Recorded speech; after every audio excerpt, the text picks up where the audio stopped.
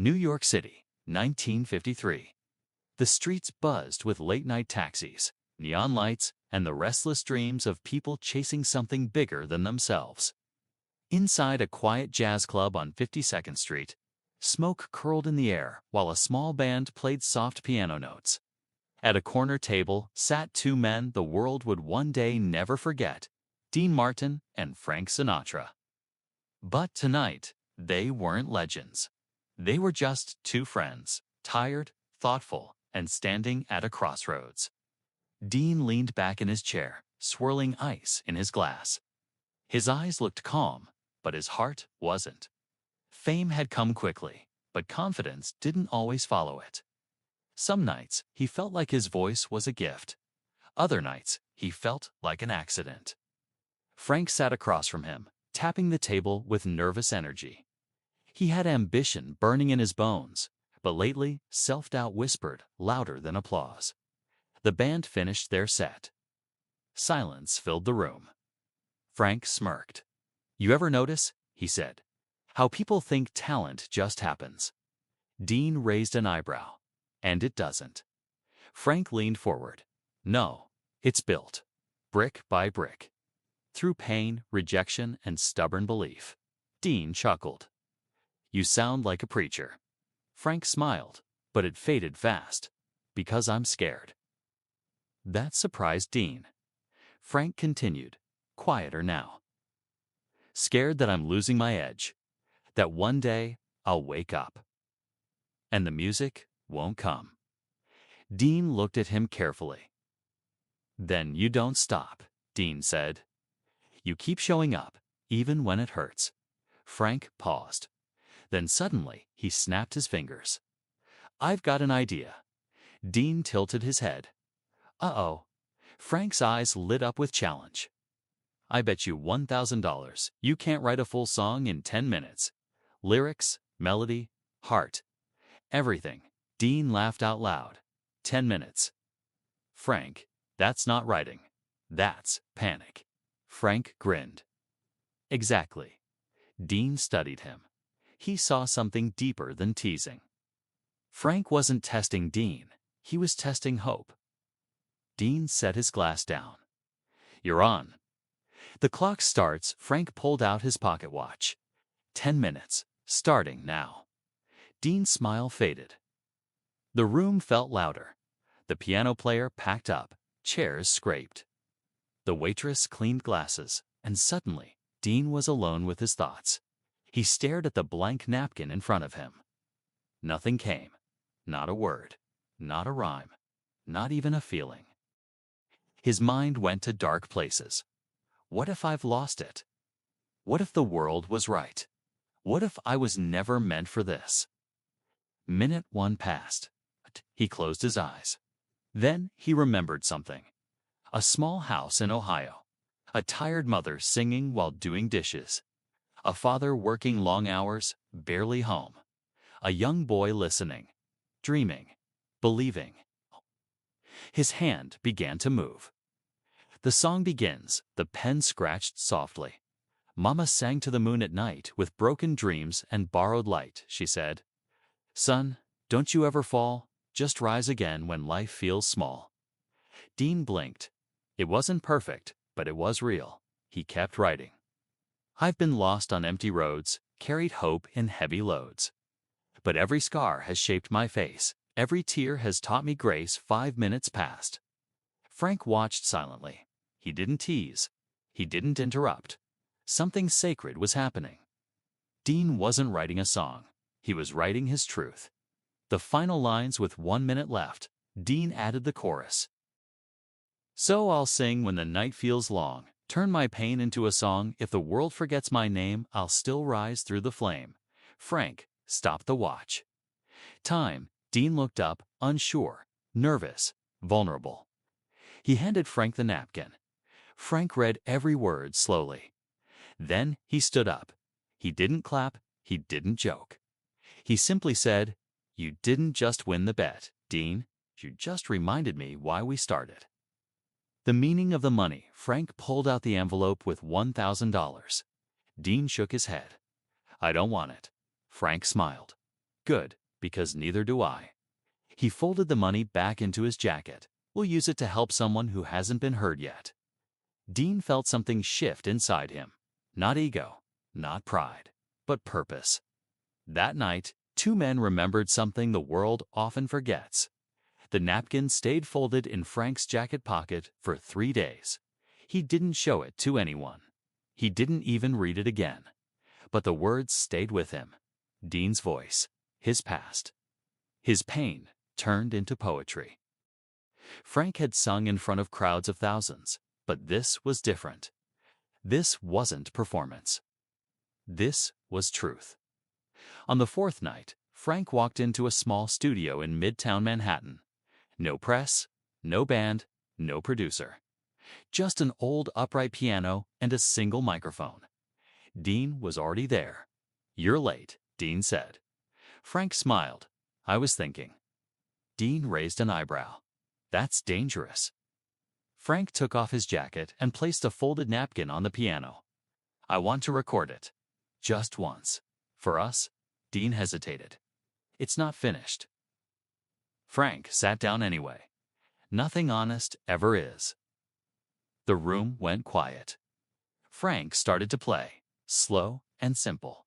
Dean closed his eyes and began to sing. Not like a star, like a man.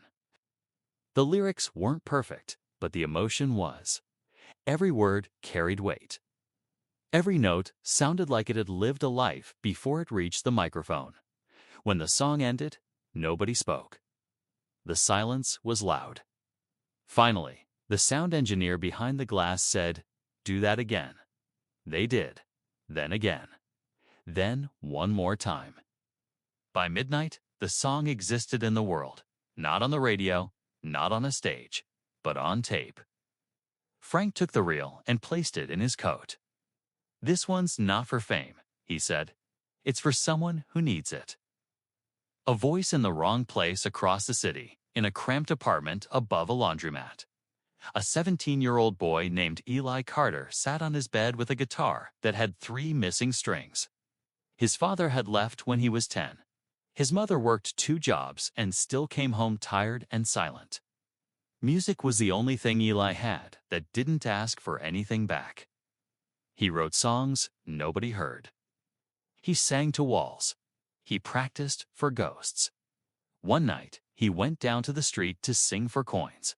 Not for attention, not for fame, just to feel like he existed. People passed him. Some didn't notice. Some looked away. Then one man stopped. He wore a long coat and a soft hat. His eyes looked tired but kind. Frank listened. Eli's voice shook at first. Then it found strength. It wasn't polished, but it was honest. When Eli finished, Frank didn't clap. He just said, "Where did you learn to sing like that?" Eli shrugged. "Nowhere." Frank nodded. "That's the best place." He handed Eli a card. "Come to this address tomorrow afternoon. Don't be late." Eli looked at it. A studio address. He almost laughed. Almost, but something in Frank's voice felt real. So he said, "Okay." The tape the next day, Eli stood outside the studio door, hands shaking. He nearly turned around. Then the door opened. Dean Martin smiled at him. "You must be Eli." Eli froze. You're. "Yeah," Dean said. "But today, I'm just a guy who wants to hear you sing." Frank led him inside. They sat him in front of the microphone. "Before you sing," Frank said, "I want you to hear something." He placed the reel on the player. Dean's voice filled the room. The same song from the napkin. The one about falling and rising. Eli didn't speak. He just listened. When it ended, his eyes were wet. "That song," Eli said quietly. "It feels like my life." Dean nodded. "That's what music is supposed to do." Frank leaned forward. "Now sing me yours." "A New Beginning," Eli sang. Not for money, not for fame, not for approval. He sang because for the first time in his life, someone was really listening. When he finished, the room was still. Frank looked at Dean. Dean looked at Frank. Then Frank said, "That bet we made. It just paid off." Eli didn't understand, but his life was already changing. Eli Carter didn't sleep that night. The studio. The microphone. Dean Martin listening like his life depended on it. Frank Sinatra nodding like he already knew the ending. It didn't feel real. At dawn, Eli sat on the edge of his bed with his guitar across his knees. He played the same 3 chords over and over, softer each time, like he was afraid the music might disappear if he touched it too hard. By noon, he was back at the studio. Frank met him at the door. "Good," Frank said. "You came back." "I wasn't sure you meant it," Eli replied. Frank smiled. "That's the part nobody believes. Opportunity always sounds like a joke at first." Training the truth, they didn't promise him fame. They didn't promise him money. They promised him work. Dean sat with him every afternoon, not teaching technique, teaching honesty. "Don't try to sound good," Dean said. "Try to sound true." Frank handled discipline. Show up early, stay late, never lie to the microphone. Eli learned fast, but growth has a cost. After 2 weeks, his fingers bled. His voice cracked. His confidence shook. One night, he dropped his guitar on the studio floor and whispered, "I can't do this." Dean didn't argue. He just said, "Good. Now you're close." The first door opens, a small producer heard Eli during a late session. Not a big name, not a powerful man, just someone who still believed in risk. He offered Eli a chance to perform at a downtown showcase.